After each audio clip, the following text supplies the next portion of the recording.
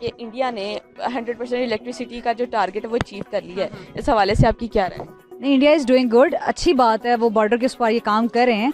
I don't know इसमें factually कितनी चीज़ें ठीक हैं, कितना उन्होंने प्रोवाइड कर दिया, because if you see India दुनिया की is one of the biggest democracy, और वहाँ की पॉपुलेशन अगर आप सिर्फ यूपी के एरिया की देख लें तो पाकिस्तान से भी ज़्यादा है। सो आई डोंट नो कि फैक्चुअली कहाँ तक है, क्योंकि इंडिया में ऐसे भी इलाके हैं जहाँ पे एक कमरे में 10-10 खानदान रह रहे होंगे। तो आई डोंट नो वहाँ पे इलेक्ट्रिसिटी क्या पहुँची है, लेकिन अगर वो रिपोर्ट ऐसे करें, because their media is very powerful, उसकी वॉइस बड़ी पावरफुल है, if they are doing it it's a fact, then it's a very good thing, and I think Pakistan को इस चीज़ से सीखना चाहिए। कैसे हैं दोस्तों, एक बार फिर से स्वागत है आपका हमारे चैनल में। दोस्तों आज हम बात करने वाले हैं India versus Pakistan electricity production rate में, जिसके तहत भारत में तकरीबन 100% गांव और कस्बों में बिजली पहुंचाई जा चुकी है। वहीं पर पाकिस्तान में 70-75 का रेशियो है। वहीं पर भारत पाकिस्तान से कई चीजों में आगे है, जबकि दोनों को आजादी एक ही वक्त पर मिली थी और दोनों के संसाधन और कैपिटल एक जैसा ही था, लेकिन फिर भी आज पाकिस्तान बहुत पीछे रह गया है और भारत काफी आगे निकल चुका है। इसी के लिहाज से क्या है पाकिस्तान और पाकिस्तान के लोगों की राय, आइए जानते हैं इस वीडियो के मैं ये कहूँगी कि पाकिस्तानियों को इंडिया से ही थोड़ी बहुत गैरत कर लेनी चाहिए, और अगर इंडिया आगे बढ़ गया है तो हमें भी आगे बढ़ना चाहिए। हम नंबर 1 पे होने चाहिए, जबकि उनके साथ तो शुरू से पाकिस्तानियों का मुकाबला हर मैदान में रहा है।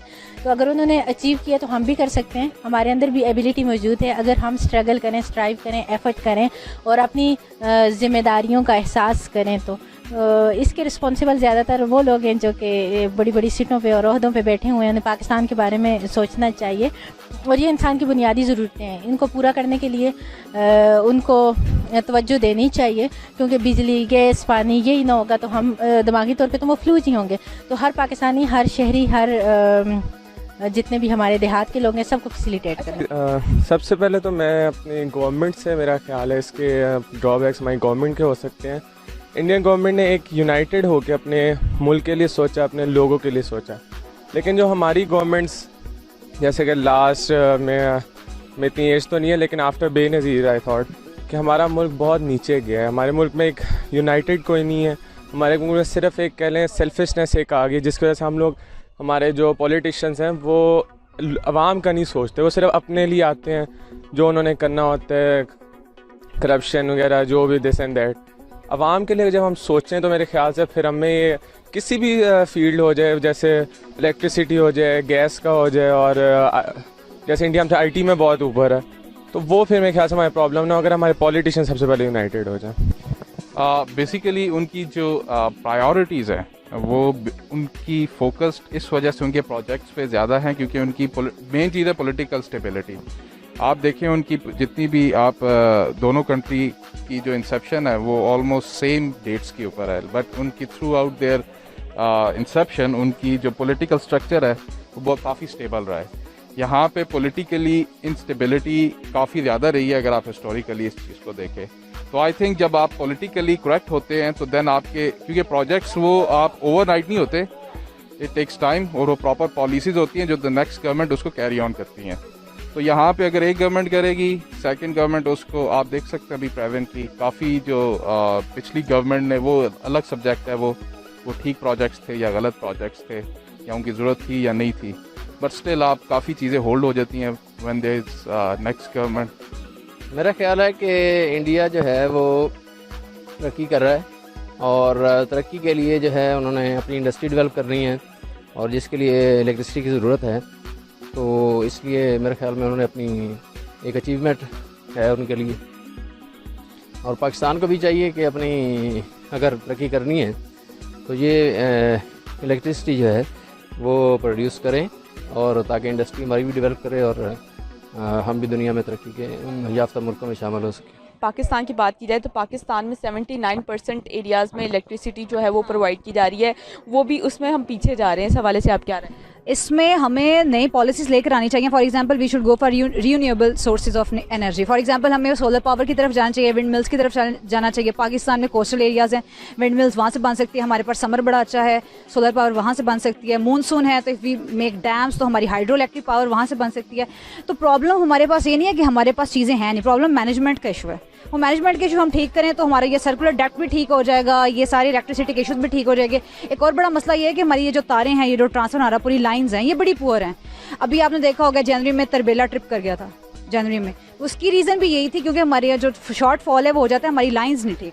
हम अगर लाइंस पे काम कर लें थोड़ा कॉस्टली होगा, लेकिन ये है कि चाइना में 13% ऑफ लॉस होता है पूरे साउथ एशिया में, ये सॉरी एशिया में, ये इलेक्ट्रिसिटी का, क्योंकि उनका बहुत अच्छा है लाइंस का सिस्टम। हमारा 50% से ज़्यादा तो यहाँ पे शॉर्टफॉल हो जाता है। देन हमारे यहाँ इलेक्ट्रिसिटी थेफ्ट बहुत ज़्यादा है। अगर हम इन सारी चीज़ों पे काबू पा लें तो आई गेस हम बड़े आराम से इस चीज़ को टैकल कर देंगे। We can do good. हमारी सिर्फ मैनेजमेंट का इशू है।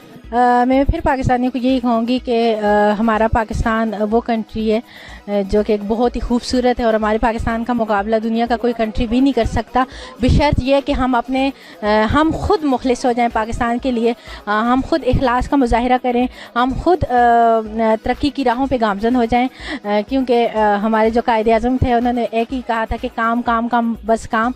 हम आजकल पता नहीं हमें क्या हो गया, हम दिमागी तौर पे भी मफलूज हैं, हम जहनी तौर पे भी वो हैं, तो हम हर लिहाज से खुद को खुद पीछे कर रहे हैं। तो कुछ भी अचीव करना या ये मेरे ख्याल में इम्पॉसिबल नहीं होता। इसके ज़िम्मेदार पाकिस्तान के वो तमाम लोग हैं जिनको इस वक्त बड़ी बड़ी सीटें मिली हुई हैं और वो इतने करप्ट हो चुके हैं कि सिर्फ अपने नफ्स के बारे में सोच रहे हैं। तो इस तरह से तो कुछ नहीं चलता। अगर वो अपने नफ्स से ज़रा बाहर निकल के देहात के लोगों का, आम शहरियों का सोचें और पाकिस्तानी होने का सबूत दें, तो मेरे ख्याल में हमारा पाकिस्तान बहुत जल्द तरक्की की राहों पे गामजन हो सकता है। लेकिन ये पाकिस्तान को और मकरूज़ कर रहे हैं, पाकिस्तान पे कर्ज़े तो चढ़ा रहे हैं, लेकिन पाकिस्तान की तरक्की के लिए ये कुछ काम नहीं कर रहे। तो जब तक यहाँ पे तरक्याती काम नहीं होंगे तो फिर मेरे ख्याल में हम तो आगे नहीं बढ़ सकते। 79%, मुझे ये बता दें कि 79% में जो हमारे पास एक्सेस है इलेक्ट्रिसिटी की, वो आती कितनी है?